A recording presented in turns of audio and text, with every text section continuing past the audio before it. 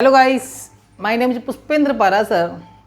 और मैं आपको बच्चों आज क्लास 12 जो चैप्टर चल रहा था अपना sexual reproduction in flower plants वो आगे बढ़ाता हूँ।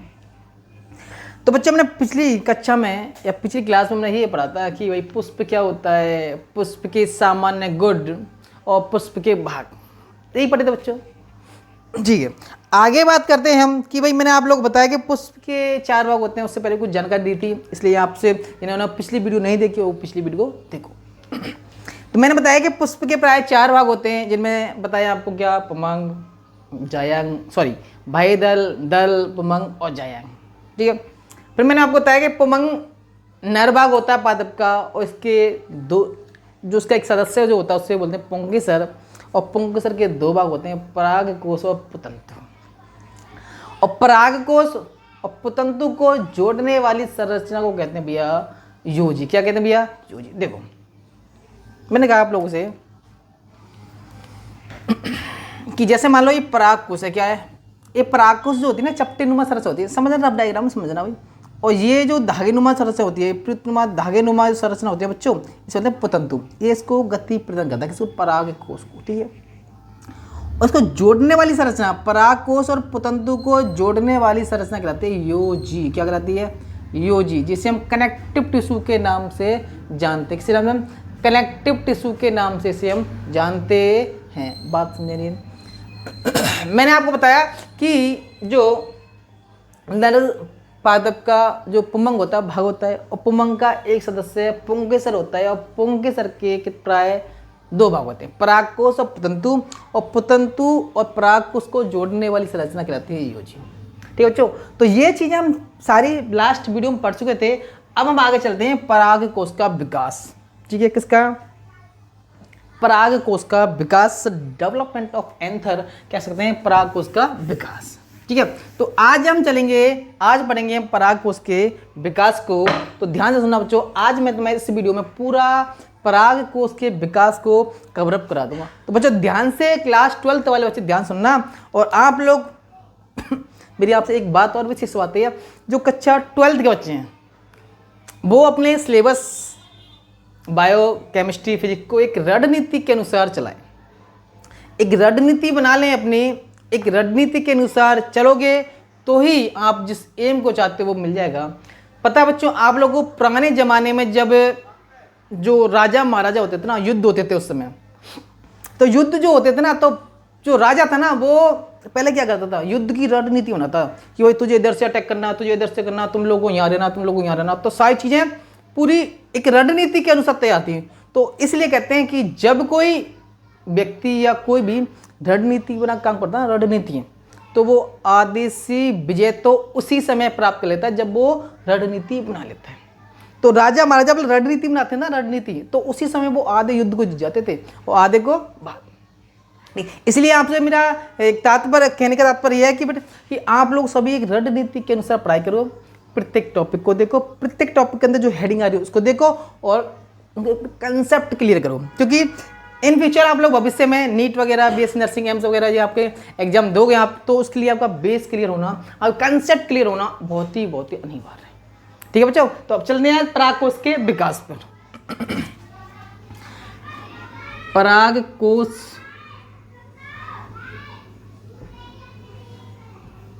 का विकास।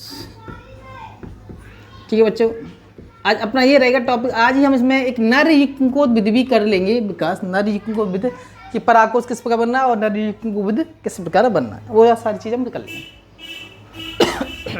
देखो मैंने आप लोगों को बताया कि परागकोश कैसा होता है, एक सर चपटे नुमा संरचना होती है जिसके अंदर लघु बीजाणु ध्वनि होती है। एक बात ध्यान रखना,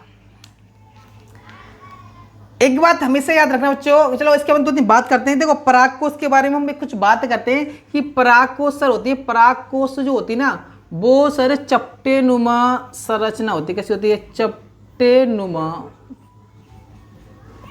संरचना। ठीक है, बात चलो कोई बात नहीं, ठीक है, मान लिया आप चपटे नुमा संरचना होती है। दूसरी बात क्या होती है कि परागकोश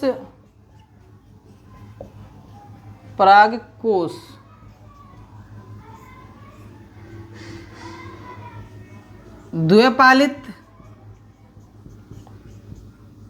व एकपालित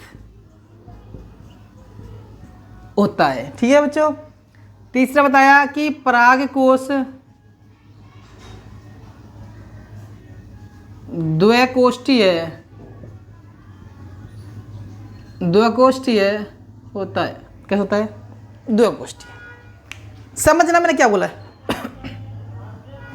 कि परागकोश जो होती है एक चपटेनुमा संरचना होती है। क्लियर? परागकोश द्विपालित या एकपालित होता है।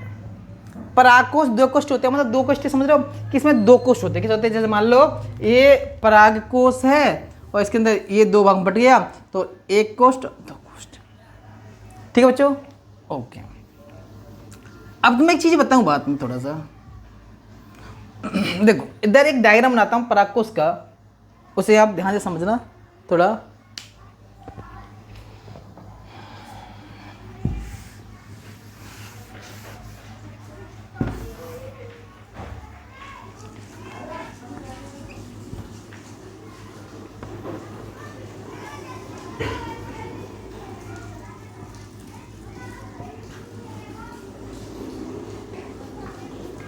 परागकोश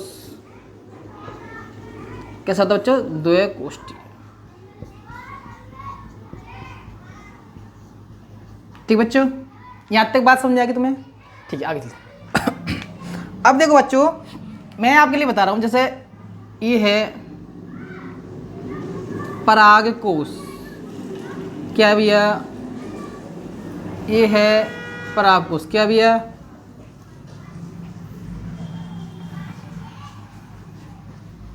ठीक है।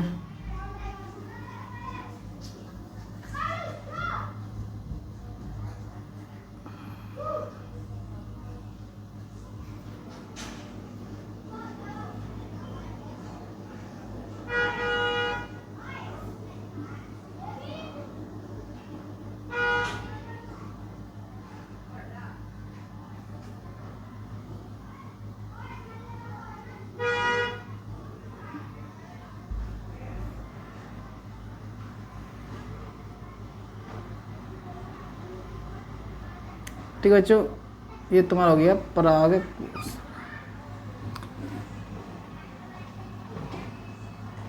ठीक है।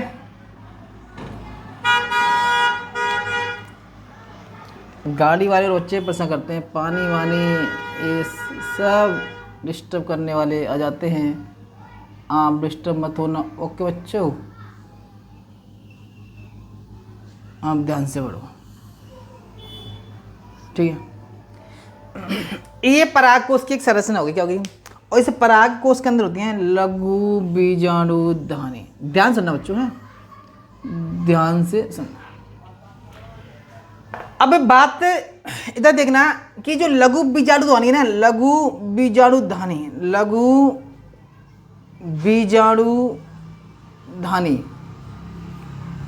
ये लघु बीजाणुधानी ना, ये परिपक्वता के बाद, किसके बाद?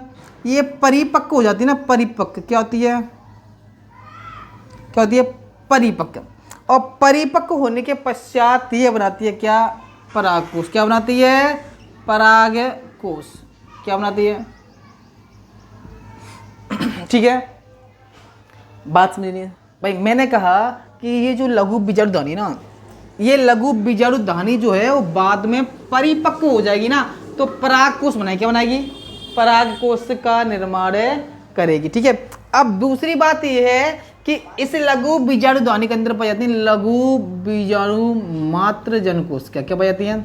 लघु बीजाणु मात्र जनकोश। क्या पाई जाती है? लघु बीजाणु मात्र जनकोश। इन्हें जो लघु बीजाणुधानी है ना, इन लघु बीजाणुधानी के अंदर लघु बीजाणु जन मात्र कोश, क्या कहते हैं? लघु बीजाणु जन मात्र कोश का, क्या? मात्र कोश का। क्या कहते हैं? मात्र कोश का। ठीक है बच्चों, कि लघु बीजाणु जन मात्र कोश का पाई जाती है किस? लघु बीजाणुधानी के अंदर। जब लघु बीजाणुधानी में विभाजन होता है, क्या बनता है? कि लघु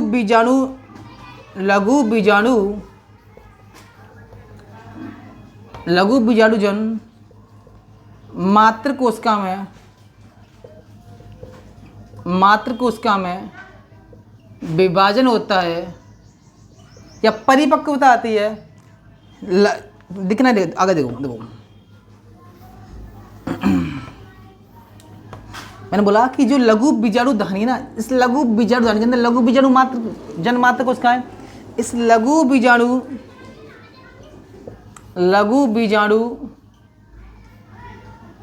जन मातृकोशिका में जब विभाजन होता है, क्या होता है? विभाजन होता है। क्या होता है बच्चों? विभाजन जब होता है तो क्या बनते हैं? लघु बीजाणु। क्या बनते हैं? लघु बीजाणु बनते हैं बच्चों। क्या बनते हैं?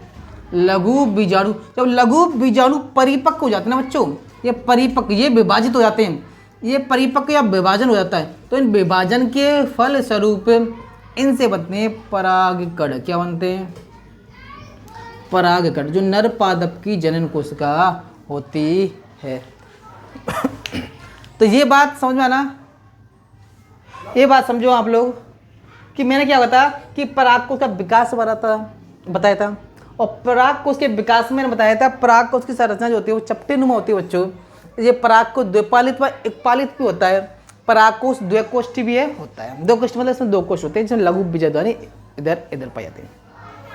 फिर मैंने बताया कि लघु बीजाणुधानी जब परिपक्व हो जाती है ना, जब लघु बीजाणुधानी परिपक्व हो जाती है तो परागकोश का निर्माण करती है, और ये लघु बीजाणुधानी परिपक्व हो गई बच्चों। कौन? एक नंबर में क्वेश्चन पूछ सकता है कि लघु बीजाणुधानी परिपक्व होकर कौन सी संरचना बनाती है? तो लघु बीजाणुधानी परिपक्व होकर क्या बनाती है? परागकोश बनाती है। क्या बनाती है? दूसरी बात कि लघु बीजाणुधानी के अंदर लघु बीजाणु जन मात्र कोशिका पाई जाती हैं। लघु बीजाणु जन मात्र कोशिका क्या होता है? विभाजन होता है, ये परिपक्व होती है तो क्या बनाती है? लघु बीजाणु बनाती है, और लघु बीजाणु में विभाजन होता है तो क्या बनते हैं? परागकण। और परागकण जो होते हैं नर पादप की जनन कोशिका होती है। अब ये पूरी प्रोसेस किस प्रकार है वो आप समझ लो। देखो इसके अंदर जैसे मान लो ये लघु बीजाणुधानी, इस लघु बीजाणुधानी के अंदर लघु बीजाणु जनऊतक पाएंगे, मातृकोश का जनऊतक। ठीक है, अब जैसे मान लो ये जो है, यहां देखो, इधर इधर देखो बच्चों, ये जो है ये है आपका लघु बीजाणु जनऊतक। कौन सा?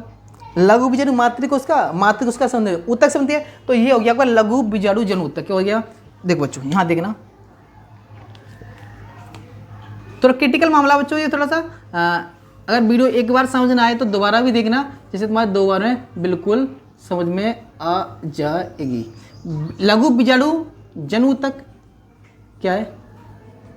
ये लघु बीजाणु जनऊतक इसके अंदर भाई लघु बीजाणु जनऊतक बनाकर, लघु बीजाणु जनऊतक जो होते हैं ना वो लघु बीजाणु मातृकोश का बनाते हैं। ठीक है, मैंने यहाँ सीधा लिखा है ना, तो इनसे पहले जो लघु बीजाणु जनऊतक आते हैं और लघु बीजाणु जनऊतक बनाते हैं मातृकोश। ये डिप्लॉयड सेल होती है। कैसे? डिप्लॉयड द्वैगुणित कोशिका होती है। कैसे होती है? द्वैगुणित कोशिका होती है। अब इसकी जो लघु बीजाणु जनऊतक है ना, इसकी जो के सतह, इसकी सतह जैसे मान लो ये वाली सतह,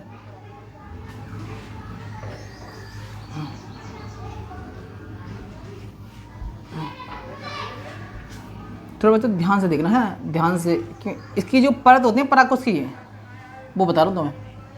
ठीक है,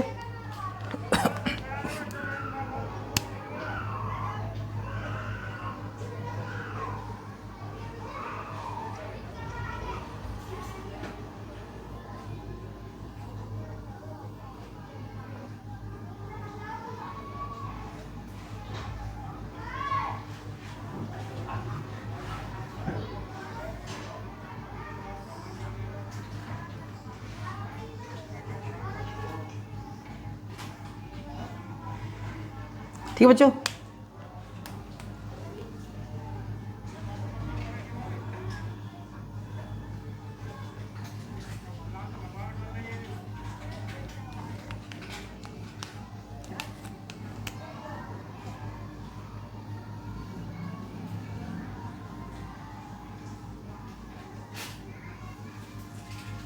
देखो जी, लघु बीजाणुधानी की सबसे जो आंतरिक परत होती है ना, कैसे कहते हैं, इस लघु बीजाणु जो मातृकोश होते हैं जो बनाती है परागकोश, इसकी सबसे जो आंतरिक परत होती है ना, कौन सी परत होती है, इसकी आंतरिक परत जो होती है ना उसे बोलते हैं टेपिटम। क्या बोलते हैं इसको, टेपिटम। क्या बोलते हैं, क्या बोलते हैं। तो मैं तुमसे ऐसे ही पूछ सकता है कि पराग कोश की सबसे लघु बीजाणु ध्वनि की सबसे आंतरिक परत का, या पराग कोश की सबसे आंतरिक परत का क्या नाम होता है, कि पराग कोश की सबसे आंतरिक परत का नाम होता है टेपिटम। और इस टेपिटम का कार्य होता है, इसका फंक्शन होता है कि जो विकसित हो रहा परागकण है, जो विकसित हो रहे परागकण है, मतलब जो पादप की नर जनन कोश का जो बन रही ना, उसको भोजन देने का कार्य करता है, पोषण देने का कार्य करता है। कौन, टेपिटम। कैसे, लघु बीजाणु ध्वनि या पराग कोश की सबसे आंतरिक परत कौन सी होती है सर, टेपिटम होती है। और टेपिटम बच्चों प्राय 2 प्रकार का होता है। देखो इसका कार्य तो मैं लिखा दूं, इसका कार्य जो होता है, कार्य इसका जो होता है कि विकसित हो रहे परागकण को या परागकणों को पोषण देने का कार्य करता है। ठीक है बच्चों। और टेपिटम जो होता है प्राय 2 प्रकार का होता है। कैसे होता है भैया, ये जो होता है प्राय 2 प्रकार का होता है। कितने प्रकार का, 2 टाइप्स ऑफ टेपिटम। पहला जो होता है वो तुम्हारा होता है अमीबीय टेपिटम, अमीबीय टेपिटम, और दूसरा होता है ग्रंथिल टेपिटम, जिसे हम स्रावी टेपिटम भी कहते हैं। ठीक है भैया, इसको हम स्रावी ग्रंथिल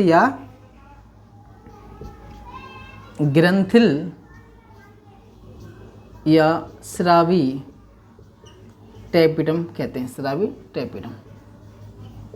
ठीक है बच्चों, ठीक है बच्चों, बात समझे नहीं। देखो ये इसकी आंतरिक परत, और ये जो है ना 1 से 3 परतों में जो परत होती है ना, 1 2 3, इसको बोलते हैं मध्य परत। क्या बोलते हैं इसको, मध्य परत बोलते हैं इसको। क्या बोलते हैं इसको, मध्य परत। क्या बोलते हैं भैया, मध्य परत। ठीक है। और ये सबसे जो ऊपरी परत ना, इसको बोलते हैं बाह्य परत। क्या बोलते हैं, बाह्य परत, जो कार्य क्या करती है, जो विकसित हो रहे परागकण है ना, उनको सुरक्षा प्रदान करने का कार्य करती है। कौन, बाह्य परत। और तुम्हारी जो ये द्वितीय परत जो होती है उसको बोलते हैं अंतःसीथियम। क्या बोलते हैं, अंतःसीथियम। और अंतःसीथियम जो होती है ना, ये अंतःसीथियम जो होती है, देखो पहली परत बाह्य परत, दूसरी अंतःसीथियम, तीसरी मध्य परत, चौथी कौन सी, टेपिटम। और टेपिटम प्राय कितने प्रकार का होता है सर, 2 प्रकार का होता है, अमीबिया, ग्रंथिल। टेपिटम का कार्य क्या होता है सर, ये विकसित हो रहे परागकणों को पोषण देने का कार्य करता है। ठीक है, ठीक है। अमीबी गति मतलब जिसमें पोषण अमीबीय गति करते हुआ परागकण के पास पहुंचेगा उसे अमीबीय गति, अमीबीय टेपिटम कहते हैं। और ग्रंथिल क्या मतलब होता है, या स्रावी का मतलब होता है जैसे ही जो टेपिटम है जो अपना पोषण है ना, उसको बूंद बूंद या श्राव के रूप में जो विकसित हो रहे परागकण हैं उनको पहुंचाएगा, तो उसे बोलते हैं ग्रंथिल या स्रावी टेपिटम। ठीक है बच्चों। अंतःसीथियम से स्राव होता है अल्फा सेलुलोज का, किसका, अल्फा सेलुलोज का। ठीक है। और अल्फा सेलुलोज कार्य जो करता है, ये पराग कोश के स्फुटन में सहायता करता है, जिससे परागकण आगे जो बाहर स्थानांतरित या चले जाते हैं, जो परागण की क्रिया को संपन्न करते हैं। ठीक है। तो पराग कोश के स्फुटन में सेलुलोज का बहुत महत्वपूर्ण योगदान है, जो हम तुम्हें आगे बताएंगे। ठीक है बच्चों। अब यहाँ तक की बात आ गई, मैंने आप लोग बताया कि परागकोश का विकास, और परागकोश के विकास में मैंने आपको बताया कि परागकोश जो होता है एक चपटेनुमा संरचना होती है। परागकोश द्विपालित होता है, एकपालित भी हो सकता है। एकपालित जो मालवीय सिकुल होता है बच्चों, देखो अधिकांश सभी द्विपालित होते हैं, या आप जानते हो, लेकिन मालवीय सिकुल है, मालवीय सिकुल जानते हो, जिसमें भिंडी गुड़ैल आती है, मालवीय सिकुल, जैसे भिंडी गुड़हल, या नीचे ले देता हूँ गुड़हल, ये जो होते हैं ना बच्चों, ये वाले जो होते हैं ना बच्चों, आप लोग इनकी जो परागकोश होता है वो एकपालित होता है। कैसे होता है, एकपालित। ठीक है बच्चों। फिर मैंने बताया कि मैं ये प्रोसेस जो तुम्हें बता रहा था, इस प्रोसेस को हमने यहाँ बताया कि भाई जो लघु बीजाणु ध्वनि है ना, वो परिपक्व होकर परागकोश बनाती है, और लघु बीजाणु ध्वनि के अंदर लघु बीजाणु जो मात्र कोश का होती है वो विभाजित होकर, मतलब विभाजन होकर परिपक्व होकर क्या बनाती है, लघु बीजाणु, और लघु बीजाणु परिपक्व हो गया विभाजित होकर बनाते हैं परागकण है। ओके। अब ये प्रोसेस में तुम्हें यहाँ बताइए कि भाई ये एक बीजाणु जन ऊतक है, लघु बीजाणु जन ऊतक या लघु बीजाणु जन मात्र कोश का की जो परतें होती हैं, लघु बीजाणु ध्वनि की 4 परत होती हैं, बाह्य परत, मध्य परत, अंतःस्थितियम और टैबिटम। अब जो मैंने बताया कि भाई इसको सुरक्षा प्रदान कौन करती है, विकसित हो रहे परागकणों को सुरक्षा कौन देती है सर, बाह्य परत। अल्फा सेलुलर का स्राव कौन करती है सर, अंतःस्थितियम। मध्य परत 1 से 3 परतों में होती है, 1 से 3 परत होती है, तो बोलते हैं मध्य परत। और अंतिम जो होती है टैबिटम, और टैबिटम प्राय विकसित हो रहे परागकणों को पोषण देने का कार्य करती है।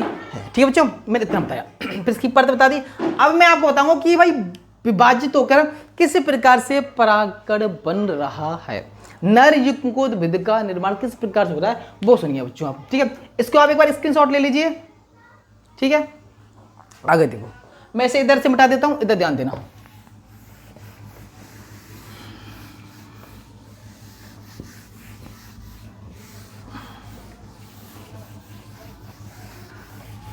अब देखो,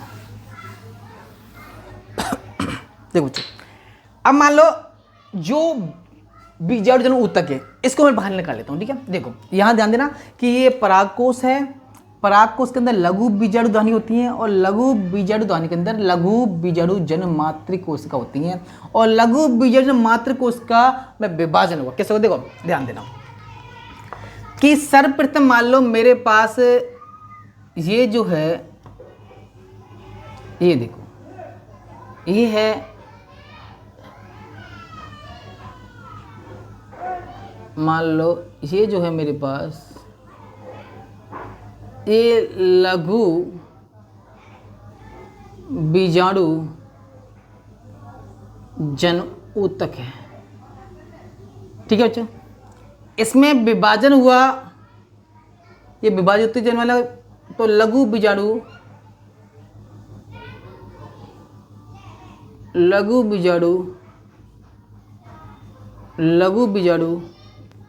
जन मातृकोशिका बनी। Okay clear. अब इस लघु बीजाणु मातृकोशिका में ना एक बार जो होगा, प्रथम होगा अर्धसूत्री विभाजन। कैसा होगा, प्रथम अर्धसूत्री विभाजन होगा। क्या होगा, और प्रथम अर्धसूत्री विभाजन जब होगा ना बच्चों, तो ये जो कोशिका है आपकी, ये कोशिका आपकी 2 भागों में बढ़ जाएगी। ये डिप्लॉइड थी 2n थी, ये कैसी थी 2n, ये भी 2n।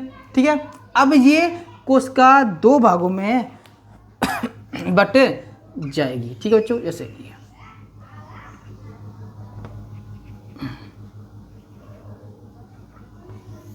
ठीक है, ये 2 भागों में बट गई। ठीक है, तब जब लघु बीजाणु जन्म मातृकोशिका में क्या हुआ, प्रथम अर्धसूत्री विभाजन हुआ, तो ये कोशिका 2 भागों में बट गई। जब दोबारा पुनः जो द्विकोष्ठीय कोशिका थी, ये वाली द्विकोष्ठीय हुई, इस दो कोशिका में क्या होगा, द्वितीय क्या होगा, इसमें होगा द्वितीय अर्धसूत्री विभाजन। कैसा होगा, द्वितीय अर्धसूत्री विभाजन होगा। क्या होगा, द्वितीय अर्धसूत्री विभाजन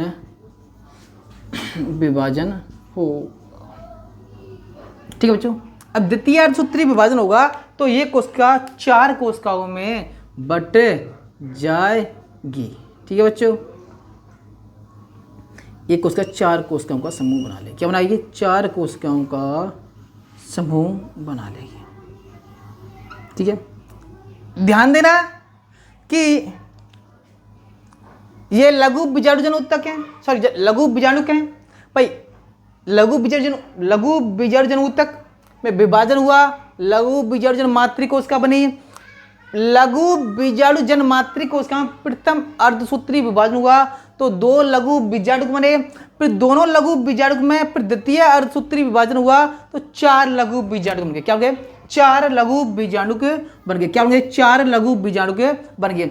अब इसमें क्या होगा, प्रत्येक लघु बीजाणु में क्या होगा, समसूत्री विभाजन। जैसे मान लो मैं इसमें से एक लघु बीजाणु निकाल दूं, क्या निकाल, मैंने एक लघु बीजाणु को इसमें निकाल दिया। क्या निकाल दिया बच्चों, इसमें एक लघु बीजाणु को इसमें निकाल दिया। ये जो है ना, मैं लघु बीजाणु को मैंने एक निकाला बच्चों। ठीक है, एक से एक निकाला। क्या निकाला है, एक। ठीक है, इन चारों में से मैंने एक ही निकाला मात्र। ठीक है, तो लघु बीजाणुक है, ये क्या है, लघु बीजाणुक। ठीक है, नहीं दिख रहा तुम लोगों को, देखो दोबारा देखो, ये लघु बीजाणुक है। कौन है ये लघु बीजाणुक है बच्चों, ये लघु बीजाणुक है। और इस लघु बीजाणुक में होगा समसूत्री विभाजन। क्या होगा? समसूत्री विभाजन। क्या होगा? जब समसूत्री विभाजन होगा इसमें, तो इससे बच्चों कितनी कोशिका बनेंगी भाई? 1 से 2 बनेंगी, 2 से 4 प्रकार की कोशिका इसमें बनेंगे 2। क्या बनेंगे? 2 कोशिका। क्या बनेंगे भैया? 1 और फिर इसमें ये 2 कोशिका बनेंगी भाई। एक में समसूत्री विभाजन होगा भाई, लघु बीजाणु में प्रथम क्या होगा? प्रथम समसूत्री। क्या हुआ? प्रथम समसूत्री। कैसा हुआ? प्रथम समसूत्री। अब इनमें से 1 से 2 बनी, अब इसमें होगा द्वितीय। इसमें क्या होगा? इधर देखो बच्चों, यहां लिख देता हूं कि प्रथम समसूत्री विभाजन के फलस्वरूप कितनी कोशिका बनी? कितने? 2 नर युग्मकोद्भिद बने। क्या बने? अब इसमें क्या होगा? इसमें क्या होगा बच्चों? द्वितीय समसूत्री। दोनों में क्या होगा? द्वितीयक समसूत्री। क्या होगा? द्वितीयक या द्वितीय समसूत्री विभाजन, जिससे 4 लघु बीजाणु बनते हैं। कितने लघु बीजाणु बनते हैं? इससे भैया 4 लघु बीजाणु बनते हैं। क्या बनते हैं? तो एक लघु बीजाणु से 4 नर युग्मकोद्भिद बनेंगे। कितने बनेंगे? 4 नर युग्मकोद्भिद बनेंगे। कितने बनेंगे भैया? 4 नर युग्मकोद्भिद बनेंगे। समझना मैंने क्या बोला है कि मेरे पास लघु बीजाणु, देखो यहां से देखो, मैंने आप लोग क्या बताया था कि मेरे पास क्या था? परागकोश बता रहा था मैं आपको। और परागकोश के बारे में मैंने आपको बताया कि परागकोश एक चपटीनुमा संरचना होती है, ये 2 पालित होती है, 2 कोष्ठी होती है। ठीक है, इतना होता है। उसके बाद मैंने बताया कि परागकोश का जो विकास होता है वो लघु बीजाणु दानी के परिपक्वता से होता है। और मैंने ये बताया कि परागकण का जो बनते हैं, परागकण जो नर युग्मकोद्भिद बनता है, परागकण नहीं सॉरी नर युग्मकोद्भिद, परागकण तो इससे आगे बनेगा, तो नर युग्मकोद्भिद बनता है, वो लघु बीजाणु परिपक्व हो जाते हैं ना, फुल परिपक्व हो जाते हैं, तब बनाते हैं परागकण। ठीक है, फिर उसके बाद बताया कि भाई एक लघु बीजाणु जन्म ऊतक, जो लघु बीजाणु कोशिका होती है, जो अपने लघु बीजाणु होते हैं उनको 4 परतें सुरक्षा देती हैं, बाह्य परत, मध्य परत, अंतःस्थितियम और टैप्टियम। जो परागकोश की या लघु बीजाणु दानी की सबसे आंतरिक परत जो होती है, कह सकते हैं परागकोश की सबसे आंतरिक परत कौन सी? टैपिटम होती है। और टैपिटम प्राय 2 प्रकार का होता है, जो अमीबीय और ग्रंथिल।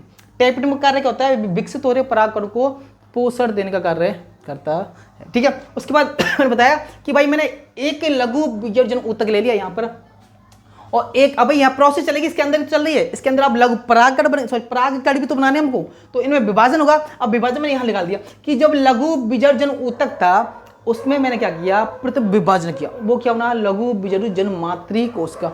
लघु बीजाणु जन्म मातृ कोशिका बनी। उसके बाद लघु बीजाणु जन्म मातृ कोशिका में प्रथम अर्धसूत्री विभाजन हुआ, और प्रथम अर्धसूत्री विभाजन के फलस्वरूप 2 लघु बीजाणु बन गए।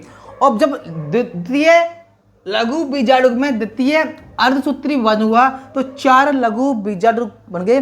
और प्रत्येक लघु बीजाणु में क्या होगा? समसूत्री विभाजन। तो प्रथम समसूत्री हुआ तो 2 नर युग्मकोद्भिद, और द्वितीय समसूत्री हुआ तो 4 नर युग्मकोद्भिद बने। क्या बने? 4 नर युग्मकोद्भिद। इनको बोलते हैं नर युग्मकोद्भिद। क्या बोलते हैं? नर युग्मकोद्भिद। अब ये बाद में परिपक्व हो जाएंगे ना, तो ये बनाएंगे परागकण, जो क्रिया तो मैं आगे बताऊंगा। ठीक है, बात समझे नहीं समझे? कोई समस्या, कोई दिक्कत, कोई परेशानी? अब जैसे मान लो ये कोशिका बनी, अब ये वाले बन गए। अब जैसे मान लो ये जो कोशिका ना, अब इस कोशिका में जो बच्चों जो बने, इसमें क्या होगा? दोबारा प्रारंभ की, सॉरी इस कोशिका में यहाँ से समझा 4 बन गई। अब इसकी में 2 कोशिका बनी, सॉरी यहाँ से नहीं, सॉरी इस जोड़ो,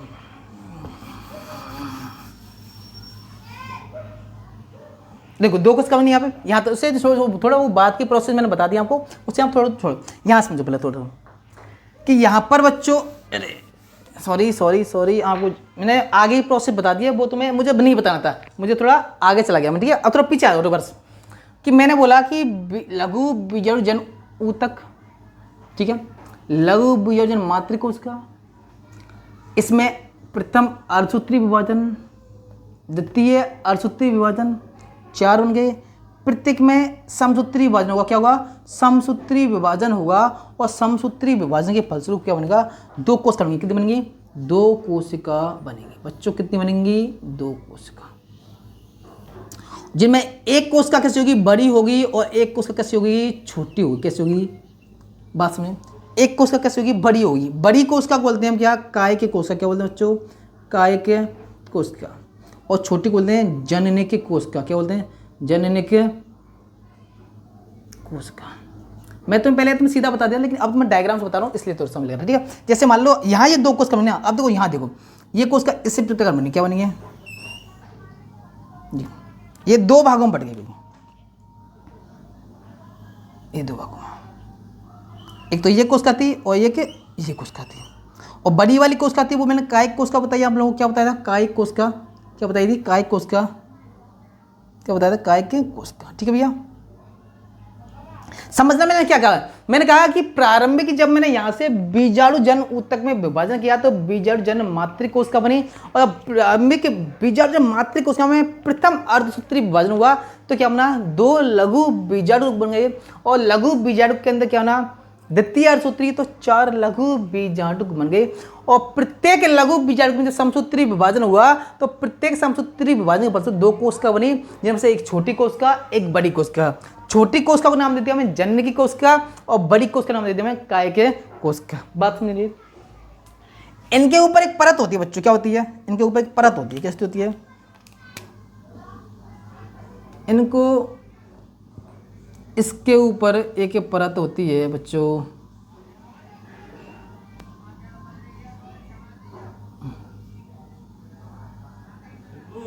ठीक है बच्चों, ये एक परत होती है बच्चों,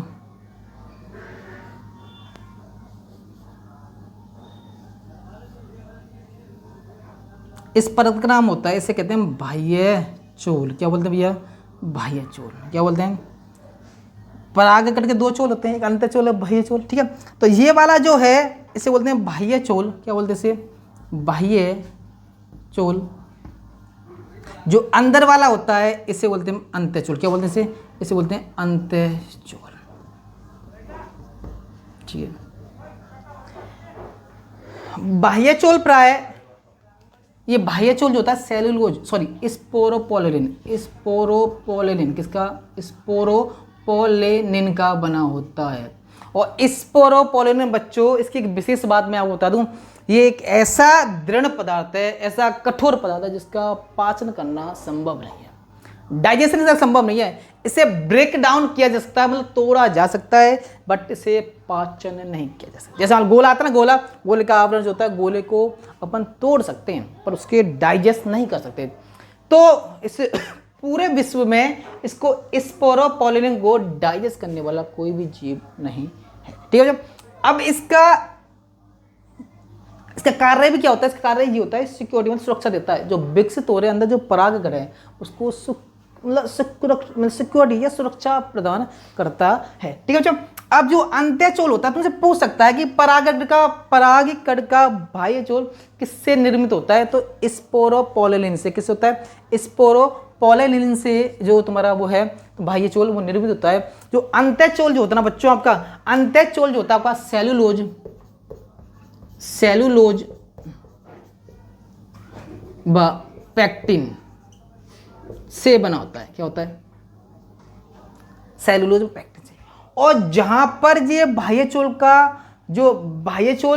का आवरण नहीं पाया जाता ना, उस एरिया को, उस क्षेत्र को बोलते हैं हम जनन छिद्र। क्या बोलते हैं इनको, जैसे यहाँ नहीं पाया ना, यहाँ इसे बोलते हैं जनन छिद्र। क्या बोलते हैं बच्चों, जनन छिद्र, जहां से पराग नली का निर्माण होता है, जिससे पराग नली बनती है ना, जनन छिद्र से बनती है बच्चों। कहां से बनती है, जनन छिद्र से। कहां से बनती है, जनन छिद्र से। और इसे कायिक कोशिका का जो फंक्शन होता है बच्चों, ये कायिक कोशिका जो होती है विकसित हो रहे परागकण, जो परागकण बन जाएगा उसको पोषण देने का कार्य करते कौन, ये कायिक कोशिका। जो कायिक कोशिका बच्चों जो ना, ये कायिक कोशिका हुई, यहाँ पे क्या हो गई, कायिक कोशिका, ठीक है बच्चों। और ये आपकी जननिक कोशिका हुई, क्या होगी, जननिक कोशिका।